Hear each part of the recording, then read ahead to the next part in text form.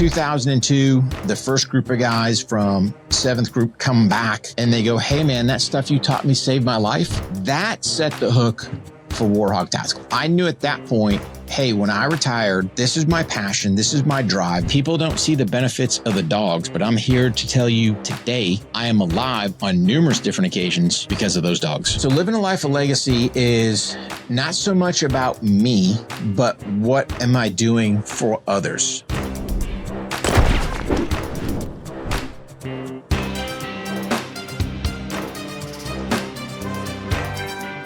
Welcome back to the show, Disruptors. I'm your host, Aaron Hale. This is Point of Impact. Today, we got a special guest, Rick Hogg.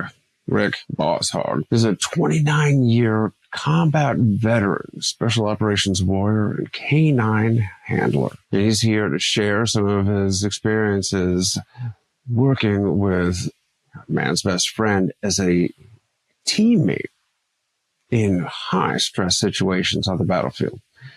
And some of the other lessons he learned in service. And also, if you are looking to transition from W-2 and especially from the military, either retiring or separating before retirement, Rick is going to share a few of the lessons he learned becoming an entrepreneur and transitioning from the military service into the civilian world. Some of those lessons you just don't get taught. They don't teach in the transition assistance classes the military gives you. Without further ado, my conversation with Rick, Boss Hogg. Rick, welcome to the Point of Impact. So glad to have you here. Aaron, appreciate you having me on, buddy. Well, Matt, long career in the military, special operations warrior, canine handler, which I love, being former EOD. We have a tight relationship with our bomb sniffing counterparts, and an entrepreneur after the military service. But my first question is, how many people screw up your name?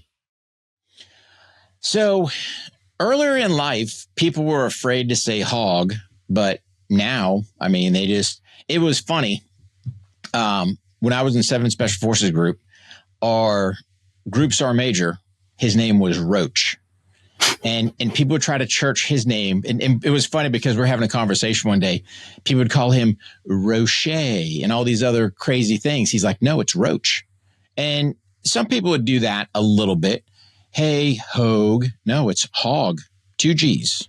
So it's gotten better. And I think you got to think with the Dukes of Hazzard, and I might be slightly dating myself here, but with the Dukes of Hazzard, Boss Hogg, he kind of cleaned up that. So when people see Hog, they know, like, I would say probably prior to that, it was more butchered.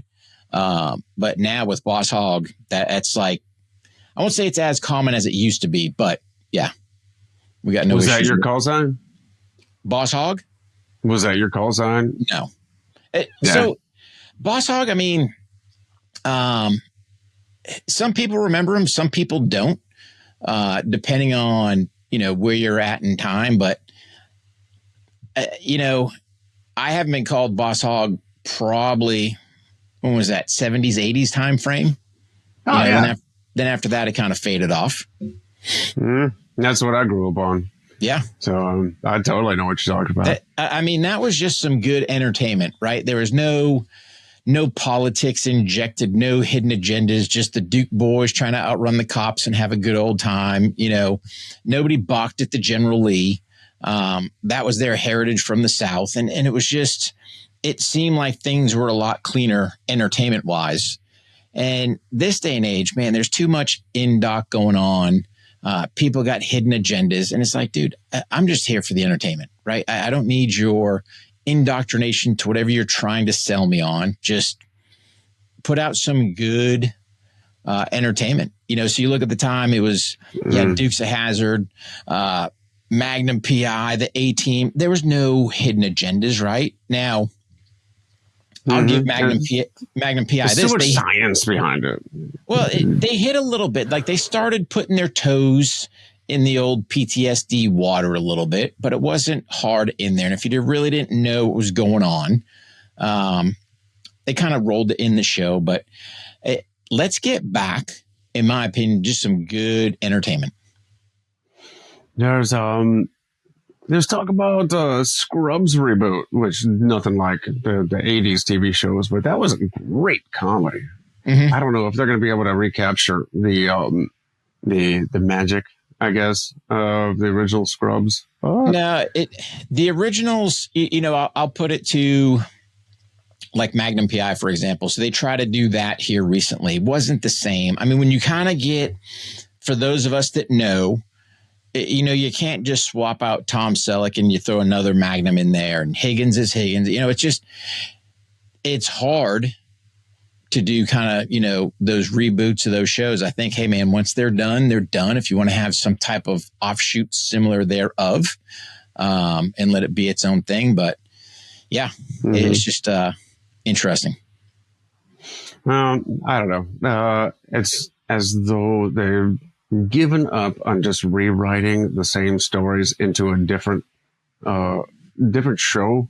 Because even like A-Team, Magnum PI, Y50, all those shows, even the episodes themselves, they were like the same story. There was some kind of like Romeo and Juliet thing, or it's not like they're all creating brand new stuff.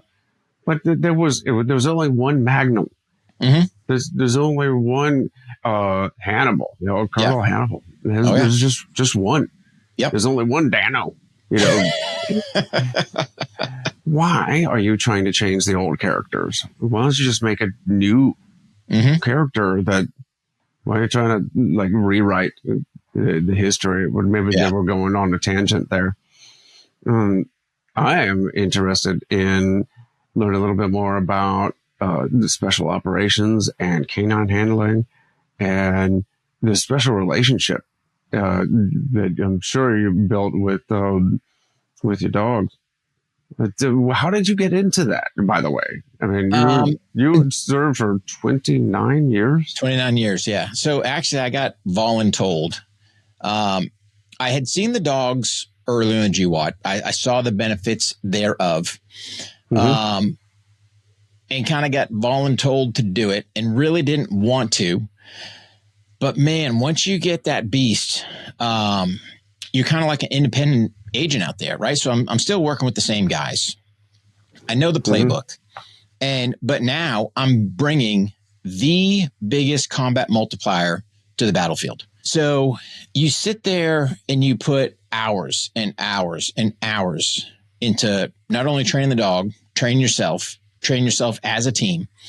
And then you go over to combat, and man, these guys, just the things they do are absolutely mind boggling. I'm personally alive today because of the actions of numerous of different dogs, just not Duco, who was my last dog I handled and actually retired with.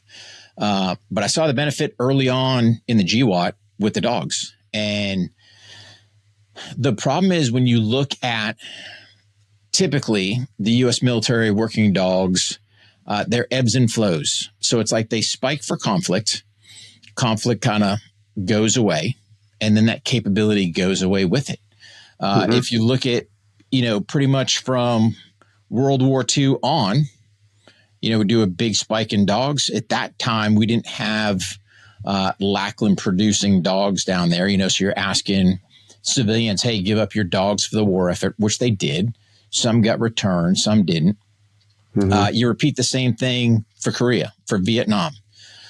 We see a spike in, needing dogs for the GWAT, but now that the GWAT's done, you're starting to see that capability slide away.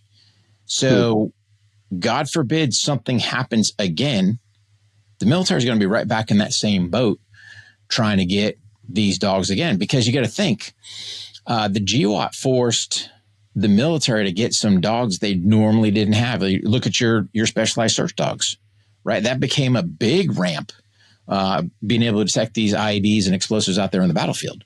So the capability wasn't there. They had to ramp it up. So what's the magic number? What's the fix? You got to have something, but I'm just afraid, as the years start getting further and further from the GWAT, the program is probably going to start getting smaller and smaller.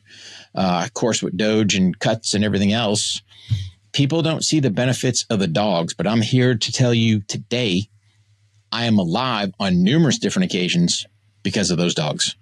Mm-hmm. Yeah, what certain group of dogs, certain breeds of dogs that are particularly qualified or tuned, Malinois, German Shepherds? What did you work with? Yeah, so my first dog, Marco, he was a Malinois, so he's Belgian Malinois, and then I lost him, and I ended up picking up a Dutch Shepherd, Duco. So those are my two primary dogs. I worked some other dogs as well, because we had numerous dogs out there, and you got to get them out, kind of shake the dust off, and make sure they're good. But I'm going to tell you this: when I lost Marco, who was my Mally. Man, I get this Dutchie and I'm like, I'd say I'll take any other dog in the kennel. I don't want this Dutchie, right?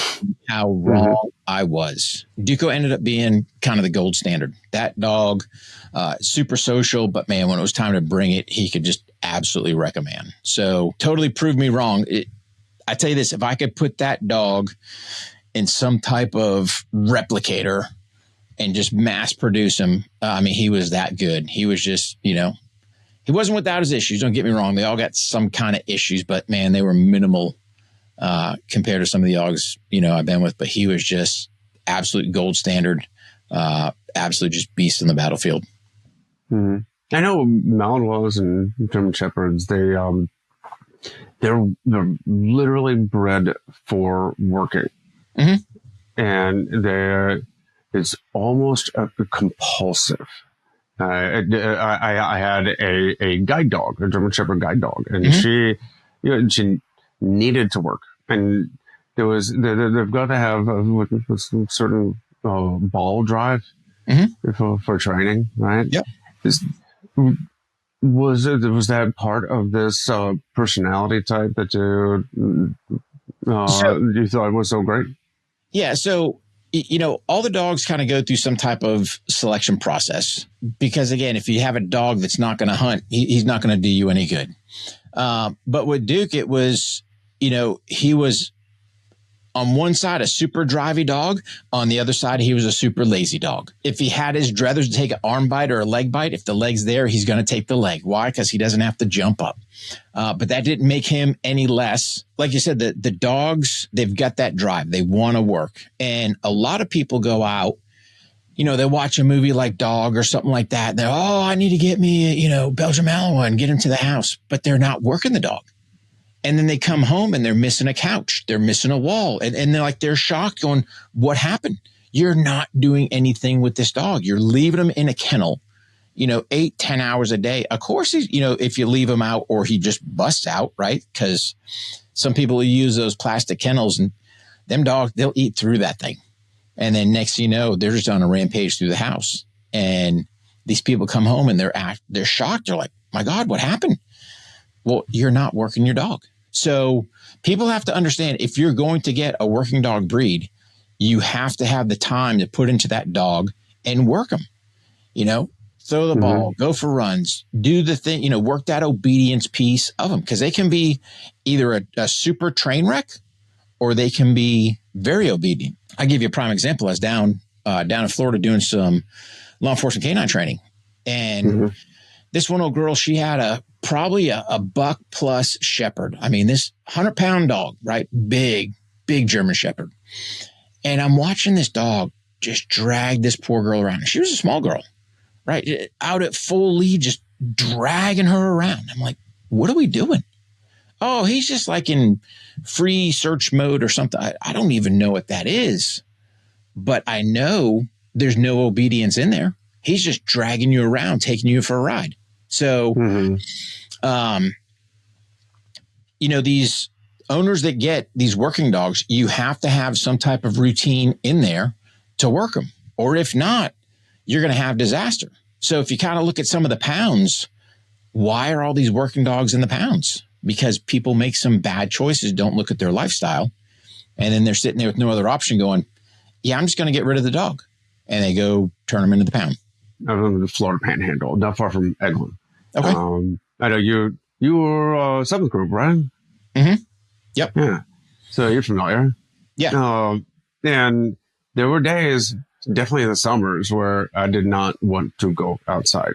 Well, maybe it's my northern, like I came up northern Viking blood. I came from Ohio. Mm-hmm. But you gotta work the dog every day. And I'm glad you brought it up. So you have to be careful as a dog owner handler, especially in the summertime, whenever we're taking these dogs out for walks.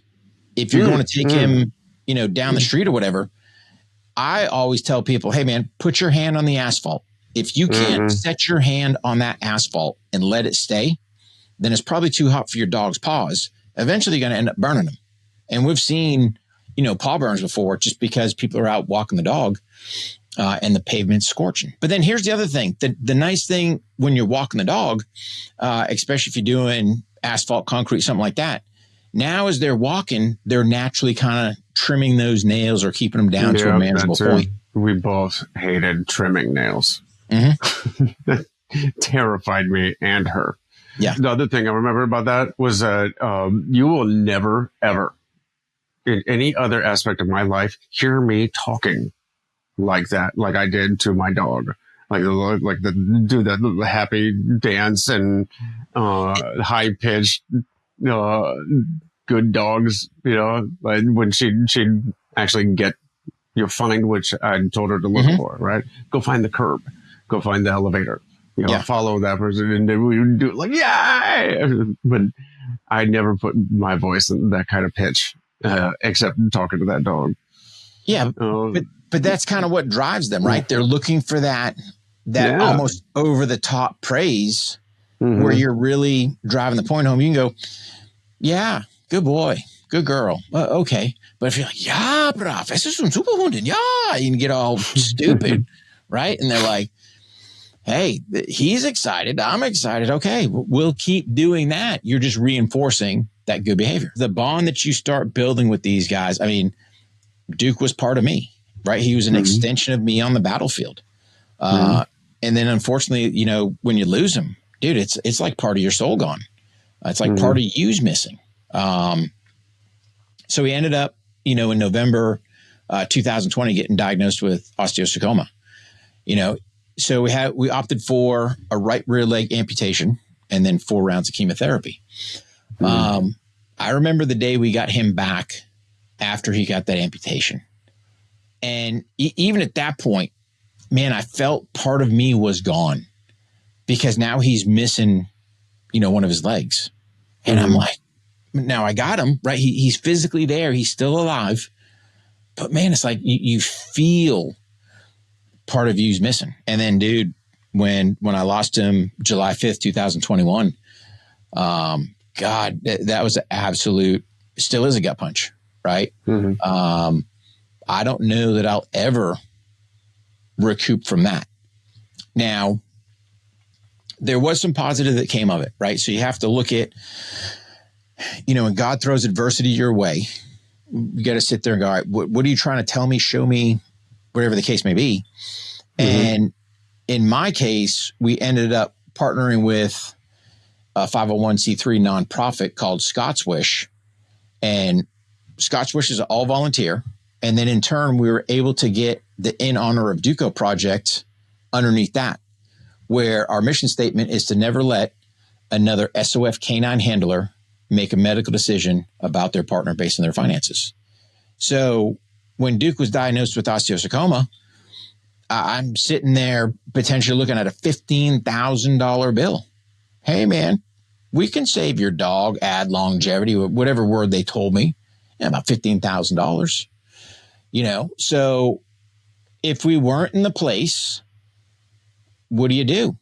Unfortunately, the very dog that saved my life, you're going to take that $150 option and go, hey, buddy, we don't have the money. I said, no way, dude. Absolutely not. If we can add longevity to another handler with this partner, it's a no-brainer, 100%.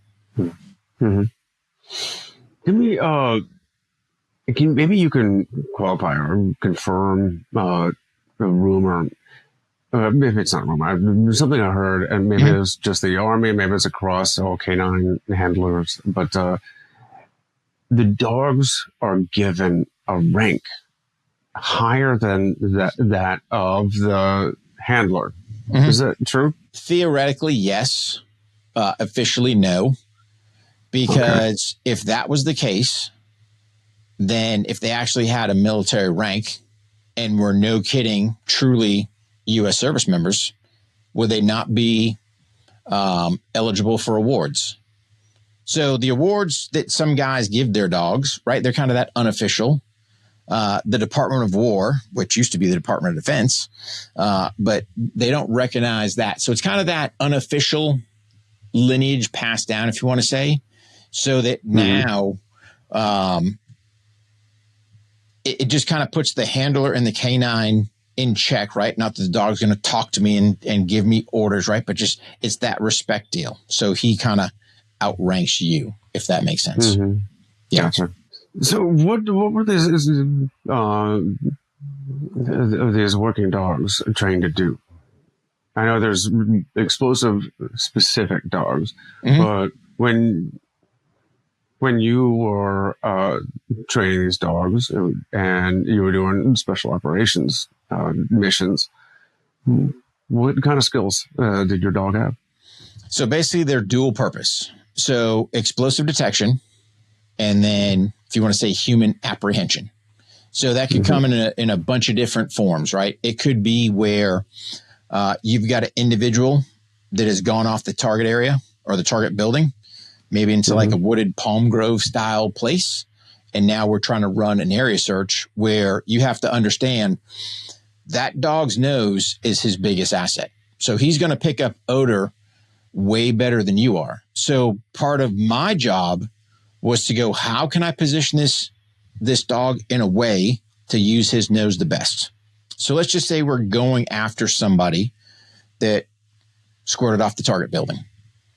So before you just willy-nilly run after there and go, hey, we got to get this guy, you got to take some things into account. Where's the wind coming out of? Because ideally I need to get downwind so he can use his nose to be able to find that individual. It's no different with explosives. The whole idea of doing just a different style of scent work. But again, he's going to be out there leading the pack, looking for that bad guy. And then once we were done doing whatever assault we were doing on that target, then you're doing basically a explosive sweep afterwards, just to make sure, hey, your number one thing is dealing with any threats. And then secondary is the explosives. So doing that explosive search. Mm-hmm. You ever have any difficulty handling dogs when over on deployment? I know you look at the police canine units, and they've got the trucks with just constantly blaring the AC with the dogs in there, and they just come out when they're absolutely necessary. I know working with the military police, versions of that. And I saw numerous times where the dogs, they're exhausted. They just want to find any sliver of shade, and they get almost combat ineffective. Yeah. So there comes a point where, as we like to say, hey, we ran out of dog. But that's where it's my job to sit there and go. And again, for us, we primarily operated at night. So we did have a little bit of a temperature decrease in there. But the times during the day, hey, if you can find that little piece of shade, get him some shade, right? Make sure you're hydrating him as you go. So it may be something real quick.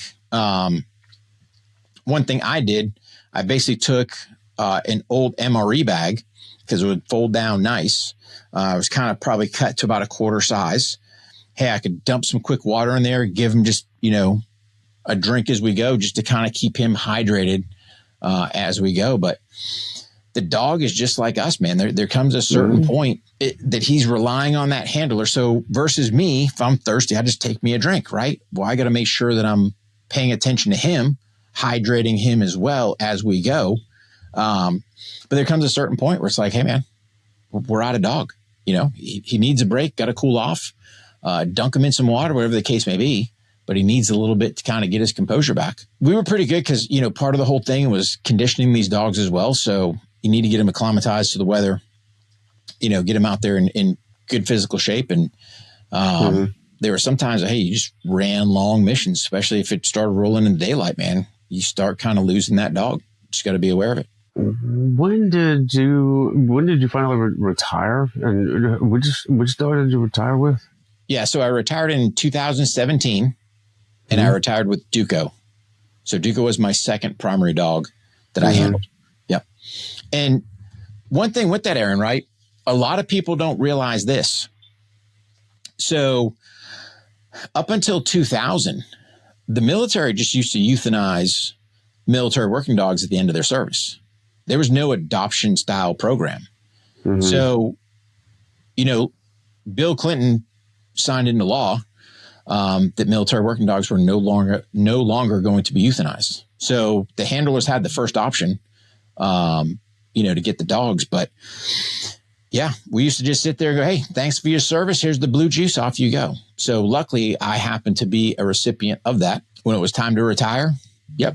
We did the same retirement paperwork for him. And the thing is, when Uncle Sugar gives you that leash, hey, man, he's got no doggy VA. There's no med care for him. It's like, here's the leash. Have a good life. And that's why we kind of got the In on Our Duco project going, because there is no medical coverage for these guys. And if you look at most of these dogs, they're usually getting some type of cancer. And I believe it's from all their exposure of that crap overseas. So I just go back to my case. Here's the very dog that saved my life. He gets diagnosed with osteosarcoma. You think I'm going to sit there and go, yeah, give him the $150 shot. Thanks, buddy. Oh, hell no. But they're guys, I mean, it's hard to put into words, Aaron, right? When one of these handlers, we make contact with them, you can hear it in their voice. It's this same crackly voice that I had when, the vet first told me, hey, I think it's osteosarcoma. I'm like, huh? Osteo what? And then they throw out cancer. And dude, at that point, it's just the gut punch, right? I'm like, my world's falling apart. The very dog that saved my life, he's got cancer?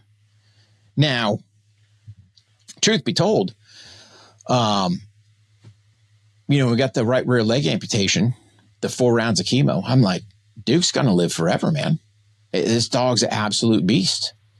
And, 7 months later in the beginning or mid-June, man, that cancer came back with a vengeance, man, and just totally started just crushing his cells, man. They were just breaking. His body was just breaking down.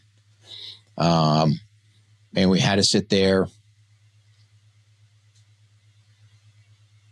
and just make that decision. Am I going to be selfish for me and try to keep him around? Or, hey, buddy, I don't need you suffering anymore. So at that point, yeah, we had to. But man, I got 7 added months with that dog. What a blessing. Absolute blessing. So that's the whole, reason for the In on Our Duco project, is to give back. And it's funny because people will thank me. Hey man, thank you. I was like, don't thank me. Thank Duco.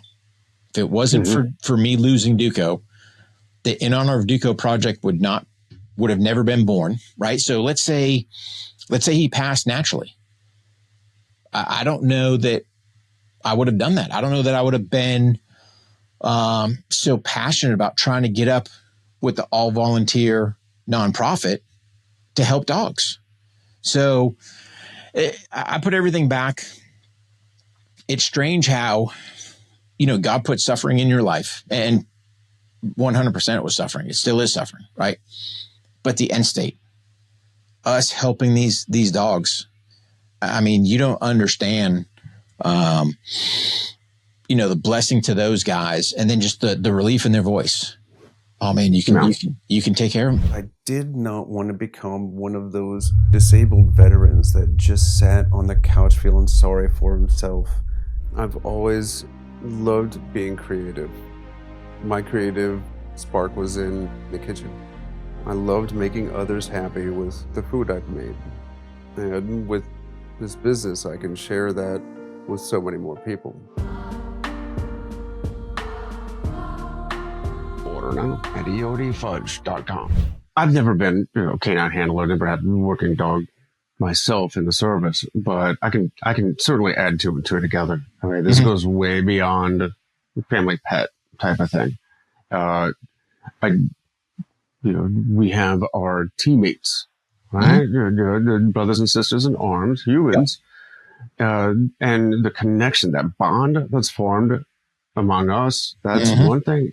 Plus, I did have a service animal and worked with Isla, who was my guide dog, and she and I worked together. She was literally working with me to perform, was just traveling, but we're working together to, perform this mission, right? Yeah. And that brotherhood, that connection, I get it. That's a hard thing to sever.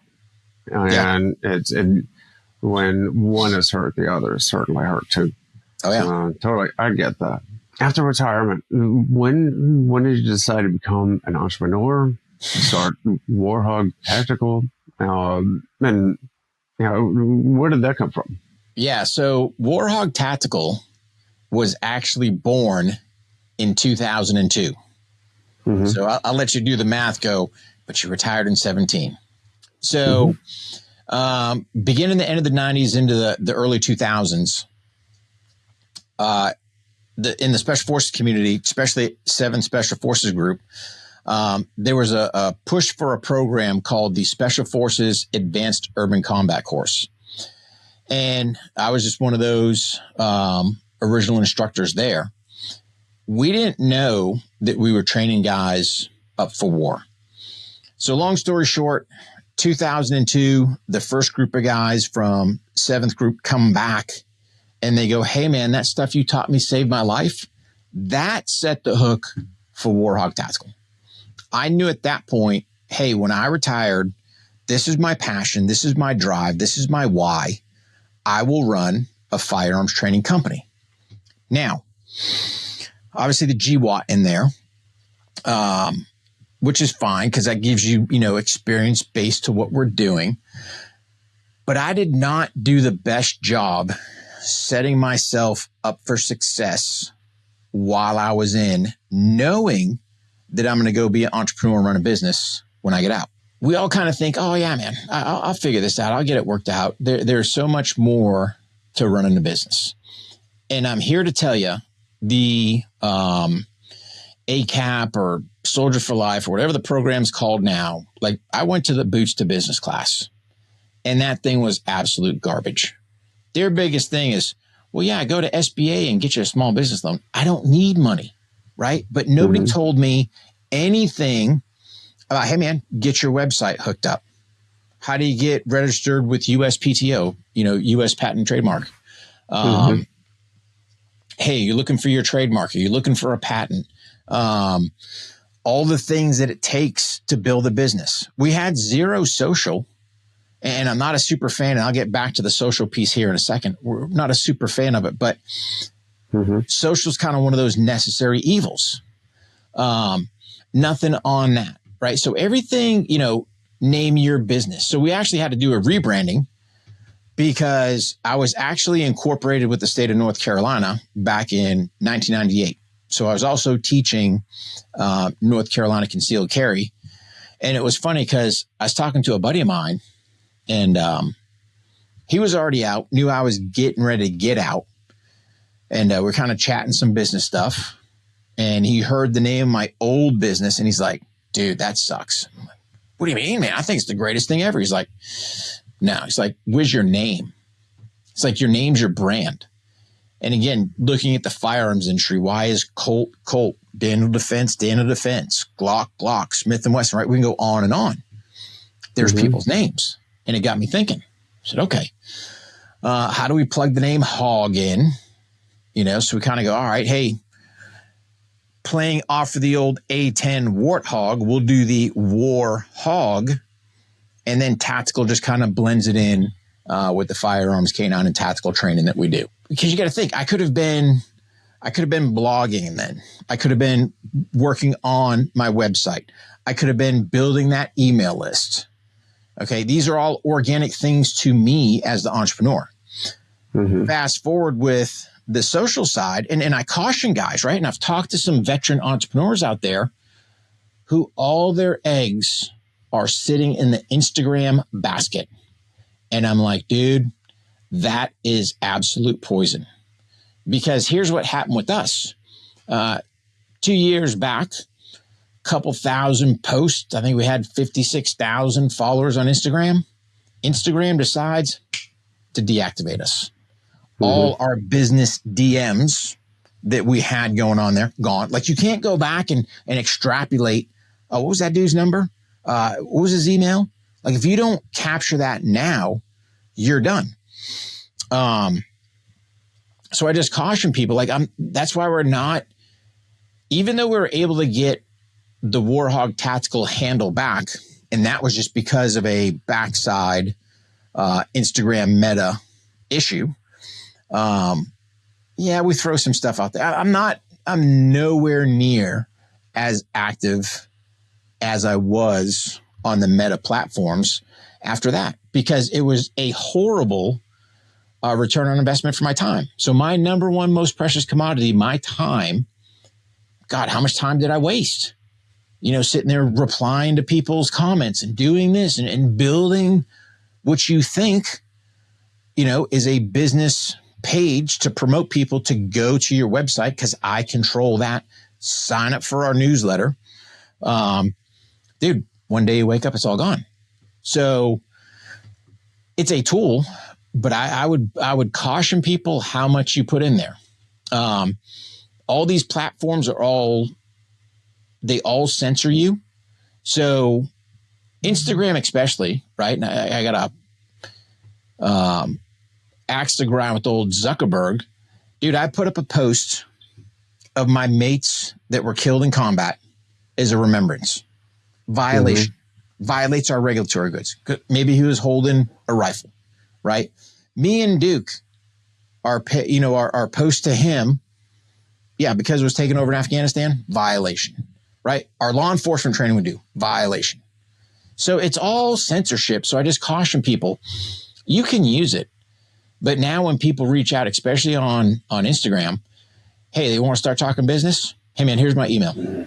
Shoot me an email. Right. I have zero faith in that platform, because what's to say they don't pull it tomorrow, right? You don't control any of these platforms. So you can sit there and go, oh, great, I got a gazillion followers. Okay. My question to you is how many people you got on your email list? And with that, we had to do a slight pivot when the old China virus hit, right? Because everything's shutting down. How do you keep your brand going? That's where the whole On the Range podcast came in. So what do I know about podcasting? Nothing. What do? You figure it out. Because really for me, I think South Carolina was my only state that was open that I could do any type of firearms training in, but I want to still keep the brand going, right? I control the podcast. I control my website. I control my email list. These are things I control as an entrepreneur. Social is just a nicety. But man, you can have a gazillion followers. You got a gazillion people on your newsletter list. I've got a friend who's a podcaster also. And he just a couple of weeks ago, had his entire Facebook account deleted. Yep. No reason whatsoever. His podcast is about resilience, entrepreneurship. There's nothing even remotely political. Sometimes these platforms, Meta, Apple, Google. All of it's run by algorithms and bots, but those are programmed by humans, and they have their own political leanings. Sometimes it's active. You never know what triggers Facebook jail or deletion. Yeah. And that's the thing, right? So we spend all this time, and he's in the same boat. He spent time building his Facebook page. What? Just to get it ripped away. So your number one most precious commodity, your time, just basically gets ripped out. So at least if I had my old page, I still had my followers. We were growing. You could sit there and go, okay, you're at least, you can show something for the effort putting in. But that's why I see better growth on LinkedIn. I haven't seen any type of censorship stuff on LinkedIn. YouTube, dude, those savages, they pull the podcasts, right? So On the Range podcast, yes, by the name. Originally, we were kind of doing the firearms stuff. We dabble some politics stuff. We've had politicians on, so we have guests as well. So we've had politicians, we've had actors, we've had people in the industry. So I had a buddy of mine, Dutch Chris Moyer. We had him on. He was a two-peat, so he was on the show twice as a guest. YouTube pulls one of his episodes because as a good host, what do? We put, hey, man, go check Rick out his website. In this case, for Dutch, we're like, hey, go check out Dutch's website because that's what you do as a good guest or excuse me, as a good host for your guest. They pulled one of his episodes. And this has been the only one they've told me why. They were like, you're spamming. Spamming. That's my man's website. How am I spamming? Right? We had Steve DeShavi, Justin Milinick, Hoist Gracie, an episode I did about Duco, Eddie Gallagher, gone. Like, because I was sitting there doing just an audit of my website. And on the website, we got some of the episodes on there, not all of our guests, and I'm sitting there seeing these blank boxes where I know my embed YouTube videos at. Like, what's the deal? Video's gone, right? No rhyme, no reason, no explanation. And none of these things there's no type of appeal process. So like when we lost our Warhawk Tactical page, you keep going to IG. Hey, man, what did I do wrong? You violated terms of service. Well, what terms of service? Right? Who was the guy that got pulled for like lifetime ban from YouTube? They tried reinstating him, and it lasted less than 12 hours. Yeah, he just put all of his old videos back up, and it was up to 100 and something subscribers in 12 hours, and they just couldn't handle it. They're like, no, we made a mistake. You're banned again. Alex Jones. Yeah. I have no opinion on Alex Jones and his content or whatever, but it's a perfect example of how that's certainly not free speech right there. So you're absolutely right. You do need to maintain some kind of control over the work you produce. Keep copies of your content in your own storage. You keep your own, because DMs, contacts, Facebook, like you were saying, Messenger, Instagram, that contact list does not belong to you. No, you need an email list. Yeah, you got to keep it. That's your business.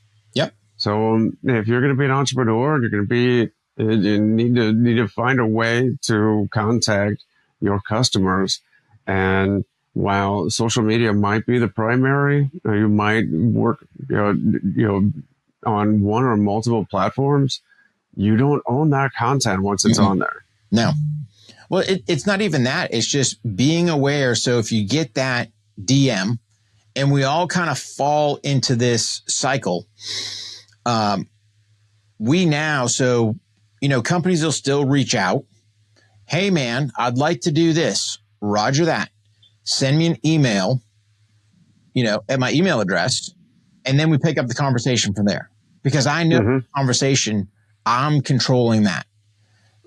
I mean, we were knee deep into working some deals, and then it's like, I never got old boy's phone number. I never got old boy's email. Then you're trying to sit there and play catch up, and it gets difficult. So my thing to any veteran entrepreneur out there, prior to you getting out, like if you know, hey, this is my passion, I'm going to start whatever business that is, start building it while you're in. Start getting the legs underneath it, because you got to start getting the experience. You know, you start talking about things like search engine optimization for your website. Some people are probably going, what, Rick, what are you talking about? Exactly.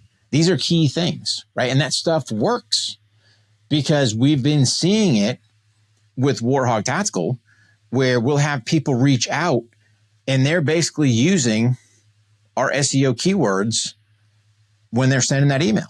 Hey, man, I'm looking for this. And I'm like, I wonder where you get that from, the website, right? So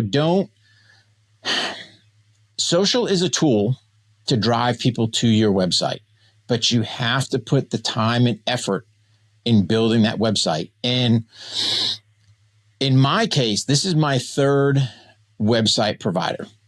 So when I initially got out, again, behind the power curve, what do? Oh, we watched the GoDaddy ad. So yeah, we'll get our website and our domain name with GoDaddy. Now, when you're looking at your domain name, I know, hey man, I want to make things as easy as I can for people when they're trying to find my website. Warhawk.com, right? Like we dumped it. Why do we need the tactical? We don't. Warhawk.com. That's the website. But then like with GoDaddy, so we get the initial kind of shell, but we're in that e-commerce space. So if I got people registering for courses or want to buy swag or some of our canine products, right? They got to go to the website. Well, that's an add-on. That's an add-on. There's like started getting all these add-ons. So we ended up reaching out to Volusion, Texas-based company, right? Called them, hey man, you going to restrict me on gun content? Or hell no, we're in Texas. I'm like, roger that. Till they filed for Chapter 11. Now I'm sitting there going, eek, what's going to happen with this filing? I don't know. But I sure can't have, I can't have my website in potential limbo or this thing shut down. So we ended up going over to Wix, and we've been with Wix ever since. And it has been an absolute fantastic, platform to us, as far as Warhawk.com, building that up. But it's a constant grind, right? Like you just don't build your website, throw it and let it go. You're constantly updating. You're constantly feeding it. Hey man, why am I writing blog articles? Because I'm looking to enhance that SEO, right? I need it more searchable. I want to move myself up into these search ratings. It's a grind. And I'll tell people out there not to discourage, but just to educate you a little bit. I work harder now as an entrepreneur than I ever did on the battlefield. Granted, we got Warhawk Tactical. It was kind of the initial. Get on the Range podcast. We've got the In Honor of Duco project, where we're helping out retired SOF canines. And then we're also doing Project Officer Survival, where we're offering free law enforcement firearms training. We ended up writing a book. So my co-host of the podcast, Mark Kelly, lifelong friend, we were together in the 82nd. We ended up writing the Firearms Training Notebook. So again, it's just a notebook for guys to enhance their firearms training. Because we would use notebooks all the time for ourselves, but didn't really have anything formalized. We just kind of formalized it. All of our students at all of our training classes get them. That way, they're collecting data during the course, but then we're also giving them a plan when they leave how to work on their dry fire training. What do we know about writing a book? Nothing. So you figure it out. You're going to go Amazon self-publish, which Amazon, you want to know why Bezos is making all his money? Poof. I think they ripped 40% for us just for doing self-publishing, right? And that's us picking up the price of the book. So there's all these things out there as an entrepreneur, again, depending what you're trying to get into, that if you're still in the military, start building now. Start thinking about, hey, man, what's that business name going to be? Is your name in there? Like some people just pick up some wazoo names. Oh, that's fine. Man, there's something about your name there. Your name being your brand. Build your website. Start working on the social stuff. All these things to start getting things established. Start getting that newsletter going. So now, when you make that break from the military and you are Johnny Civilian, boom, you open up and you run that thing for all it's worth. That's a really good lesson there. Not just as an entrepreneur, but as a service member, whether you're retiring or you're planning to get out earlier. Yeah. Every mission, there's a exfil plan, right? Mm-hmm. Just like there's an infill, right? There's an up order. There's a mission to get out, mm-hmm. and there's a plan that goes with that. So that should be the same for every service member, and it shouldn't just be I'm going to work till retirement, period. Because you got to have a plan for after. And what you said about being busier now than ever. That's hilarious because I do. There was I don't even know where I heard it, but somebody said that it was one retiree to another military retiree that just gotten out. And he said, "Congratulations! Pretty soon you're going to wonder how you ever fit a 9 to 5 into your day." Mm-hmm. Because it's really I'm right there with you, man. I'm working all day long. As soon as the kids are on the bus, mm-hmm. I'm at it. And It's amazing how fun it is, mm-hmm. but how much you can fit into a day, and there's still more. Oh yeah. And the thing is, guys have to understand, we kind of hit on the entrepreneurial stuff. I messed up on some other key parts that I didn't plan for. Like, my transition was probably horrible, right? So, yeah, we knew we were starting the business, didn't really get the legs underneath that like I needed to. But then when you're out, you're like, where's my gym? So am I going to drive back to Post each day? Because I stayed right by Bragg. Am I going to drive to Post each day to go hit the gym? Well, if I am, I quickly realized, dude, I'm burning an hour just in commute time going back and forth to do the gym. That's an hour mm-hmm. of my day wasted, right? So we go, well, screw that. Let's just start looking, because you got guys PCSing all the time, selling stuff dirt cheap. Hey, man, I'll get my rack. I'll get my bar. I'll get my weights. The gym's downstairs in the garage. Boom, mm-hmm. done. Where's the range at? Didn't think about that one. Where's my docs at? Oh, man. Yeah, because we're so used to having whatever clinic you're going to. Man, are you going to use the VA? Are you going to use, private healthcare? Are you still going to stay in the military system? Depends where you're at, what you're doing. But all these things, I did not think about it, right? So now I'm sitting there going, where are all these luxuries? Let's just call it, for lack of better terms, or probably not luxuries, conveniences is a better word. Where are all they at? And man, okay, I got to start doing some revamping. So could I have set myself up for even more success prior to? 100%. So really, guys, it's that transition. There's no handbook out there, right? And I go back to, I think the Army, and I don't know what they're doing now, I think the Army does a poor job. Hey, here's how to write a resume. Here, go work for the man. I don't want to go work for the man. I just worked for the man for the last 29 years. I want to be the man. But there's nothing there. There's nobody going, hey, how do you do this? You're trying to public school. What's that? It's like public school. Here's how to continue being a good worker. Yeah, that's it. Trying to navigate the VA system. All these things that you have to do during that transition. There's no handbook out there. Hey, little tally ticks. Have you thought about this? Have you thought about that? And unfortunately, it's just those hard lessons learned. And it goes back. You keep hearing me harp time. Time's your number one most precious commodity, man. I can't stick a pencil in that second hand and stop it. It just keeps ticking. And if I'm just burning it, not being productive, shame on me.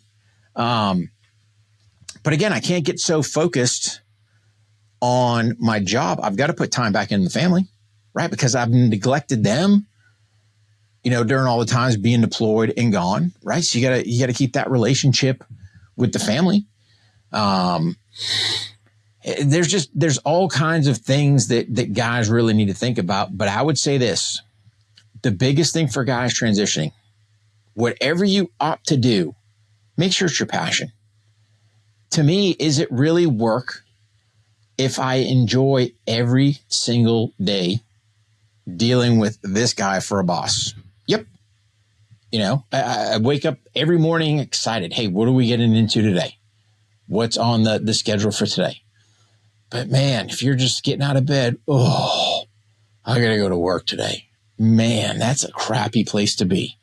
And then throw guys in that, whether you've got TBIs going on, some past dramas, some demons in there, dude, that's not a good place, right? You want to sit there and wake up every morning with the passion. Man, thank God that you're alive. Man, what are we doing today? I'm out here to crush it. And, I like to put things my 5 F's, my fitness, my firearms, my faith, my family, my finances. We're looking to tighten those things up every single day. And you're going to go, Rick, but you didn't mention your job. Well, if you think about finances, what does that fall under? My business, right? So both business and personal, all these things tie together. So it's just a loose 5 F's, just to keep yourself in check. But man, don't forget, for those that have done a full career, if you've got some times deployed overseas, give back to your family, right? Spend that good quality time with them. Trust me, you need it. They need it. There's a simple checklist there. And each day, make sure you drink enough water. You get a workout in. Yep. You talk to people, right? Because we're social creatures, right? You hit your 5 F's. Yep. And if you made sure that you've tended to those, it's most likely going to be a good day. Oh, yeah. And if you're having a bad day, check in on your list and see what you missed. Yeah. It can be that simple. So you transitioning and becoming an entrepreneur, or just maybe just learning how to be a civilian again. Was there anything you would do differently or do better? Maybe I would do my whole transition process different. I would have started early, getting Warhawk Tactical set up, building the infrastructure.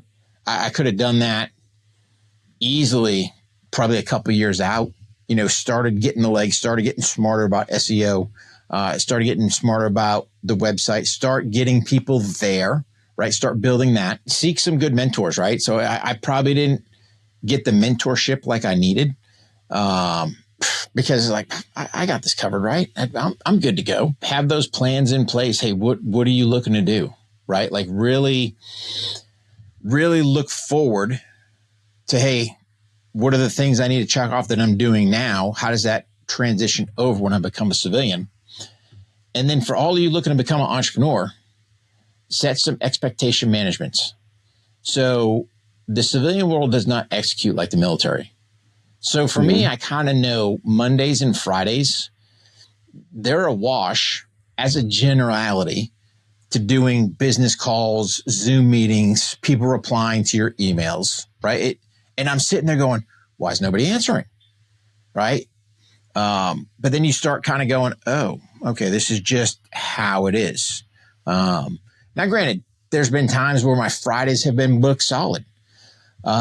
You also have to understand, like with me being East Coast based, dude, you may get that call at 5 or 8 o'clock at night, my time. It's like 5 o'clock on the West Coast, but you got that business call, right? So just putting some things in perspective that way. Or we do some stuff internationally, right? Oh man, now I'm getting up at freaking dark 30 to get on a phone call. So you just have to be aware of things like that, but start, especially for the entrepreneurs, start early, transitioning, start building that checklist, right? Hey, what do I have today that when I get out, where's the gym? Where's the dock? Where's the range? All the stuff that we're kind of used to dealing with. So now when you get out, it's just seamless. And don't be afraid to talk to, other veterans that have gotten out. If you can, build that mentorship. Hey man, what'd you struggle with? What issues you have? And don't forget, you're going to leave that tribe, right? Or that team, or whatever word, crew, whatever you want to use. Where's your next crew at? Because the bottom line is, when that door shuts for the last time, nobody cares. The bottom line is this. I crapped on my family for basically, I think I was married to my wife 25 years while I was in. Crapped on my family for 25 years.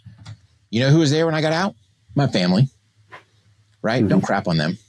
Take care of them. And I got it. Sometimes it's hard. But your family will be there when that military door shuts. They're there. And if you kind of destroyed your marriage, destroyed your family, that's a hard place to be. So don't forget, don't get so focused that we lose sight. These guys are here for the long haul. They're here for the life haul. Your military service, 20, 30 years, whatever it is you do, man, take care. I can't stress that enough. Take care of that family. Speaking of family, do you have a working dog now? Do you train dogs now? So, I don't have a dog now. I think we're finally at that point.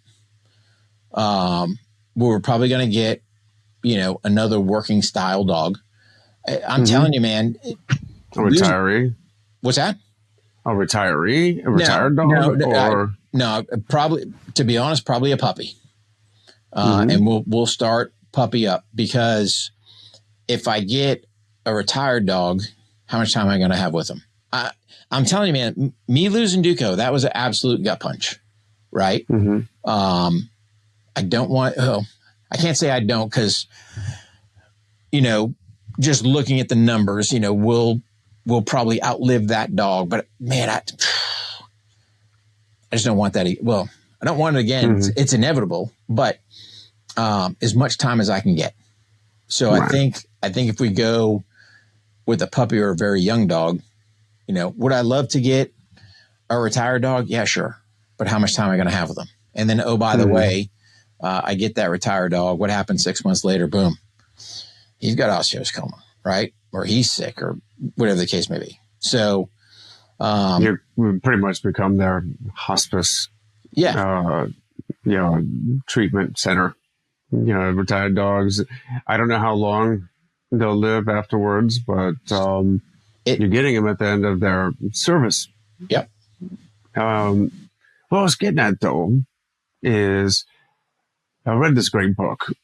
Chris McDougall wrote the Born to Run, which is a pretty big, famous book in the running community. But he wrote a book called Running with Sherman, where he brought a donkey back to health by joining with these burro races, but which is a funny, almost cult-like subculture in its own.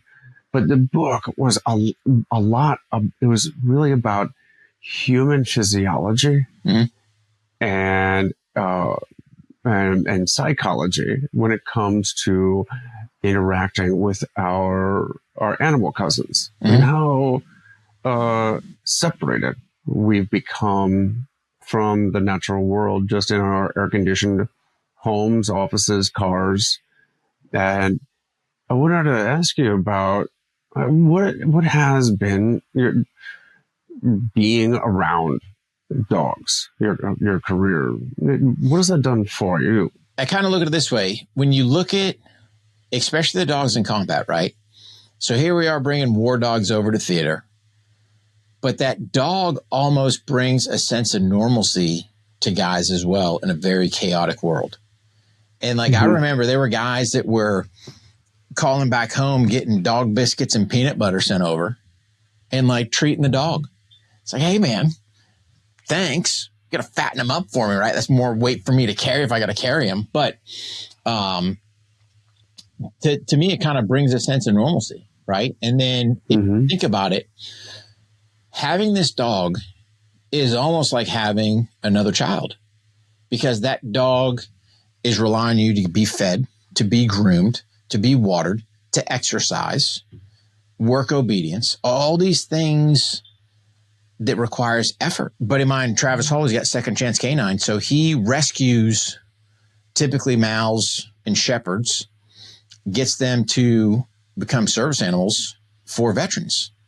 And if you think about it, you have a veteran that's struggling and not wanting to do anything.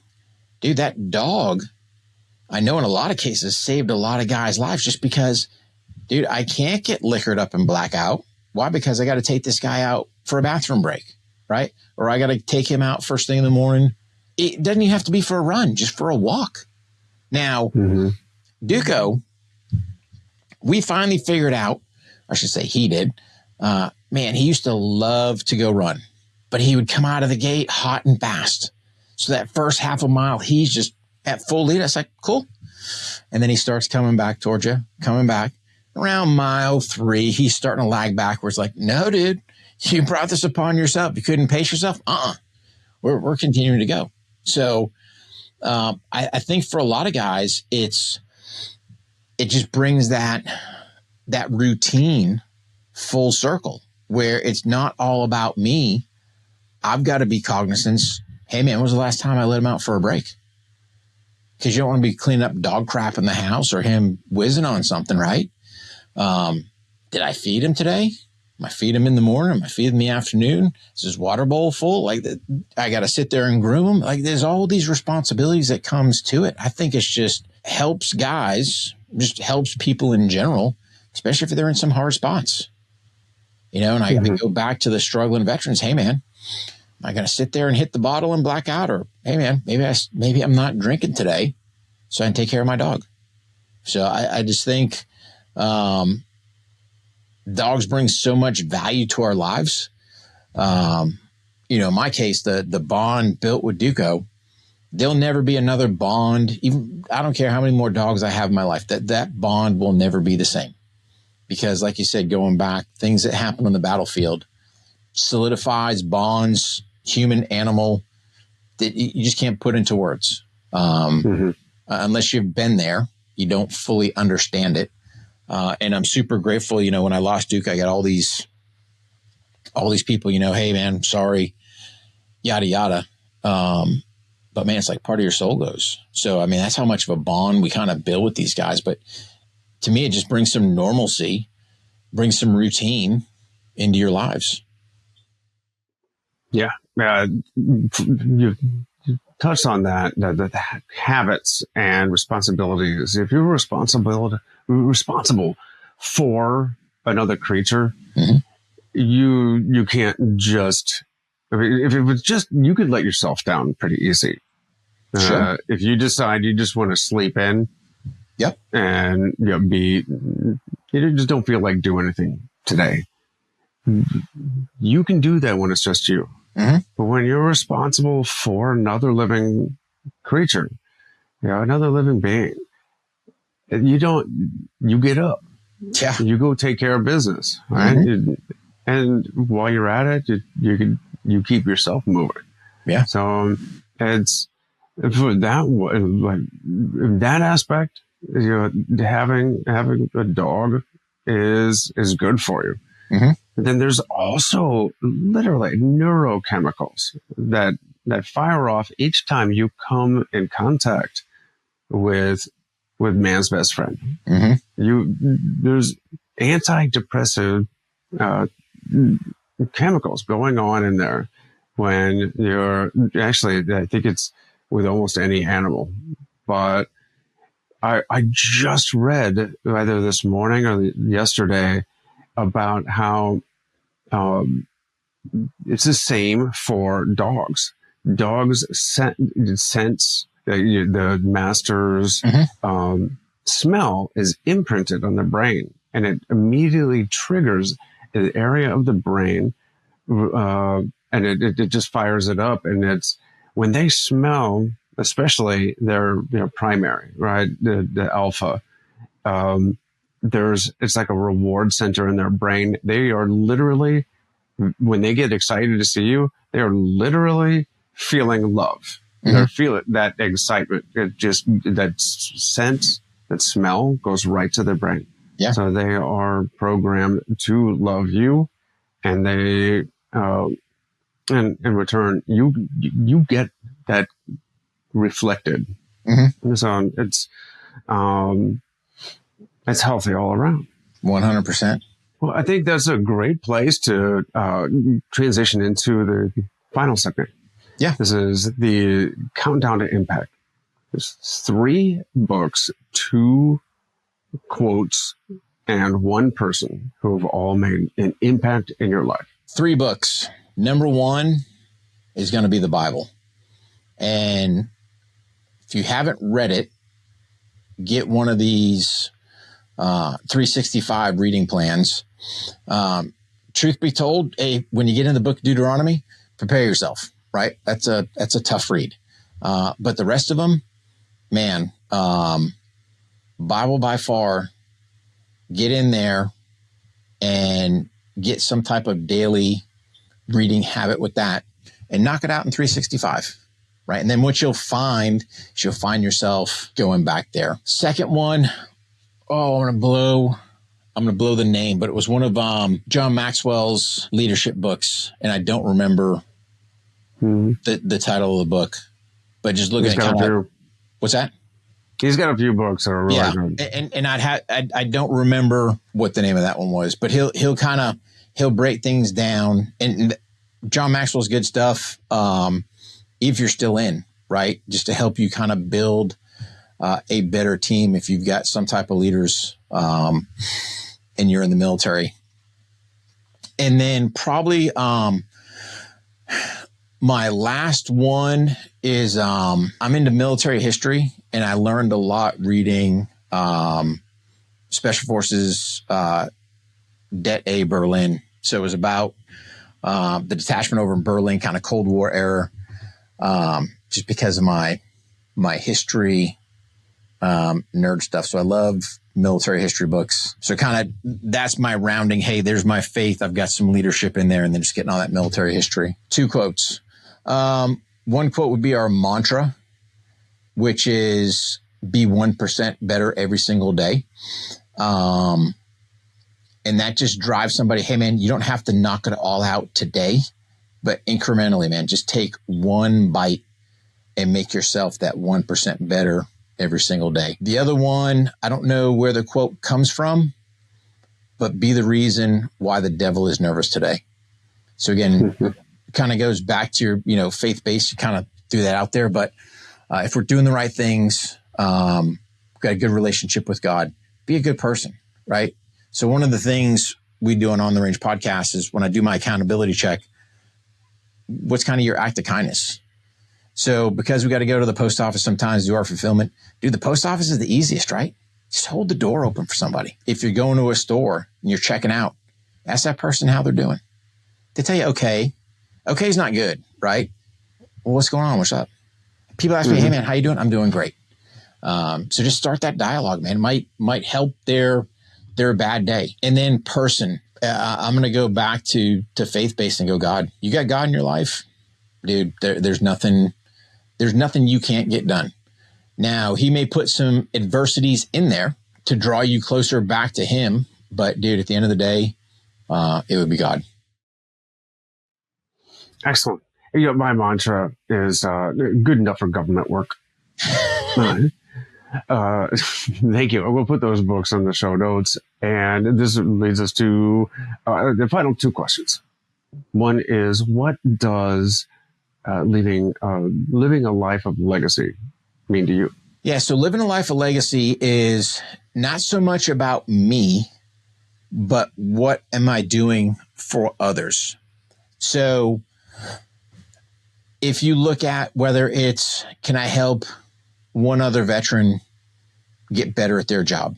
Can I help one other police officer survive a deadly force encounter?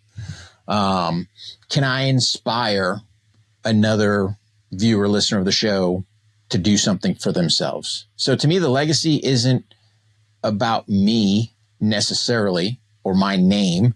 I don't need my name on a building or, hey, today's the Rick Hogg Day of Remembrance. Nope. It's what have I done to touch somebody else to make them better than me? Where do people go to find you? Warhawk.com. WARHOGG.com. All right. Thank you so much, Rick. I really appreciate your time. Yeah, Aaron. Appreciate it, buddy.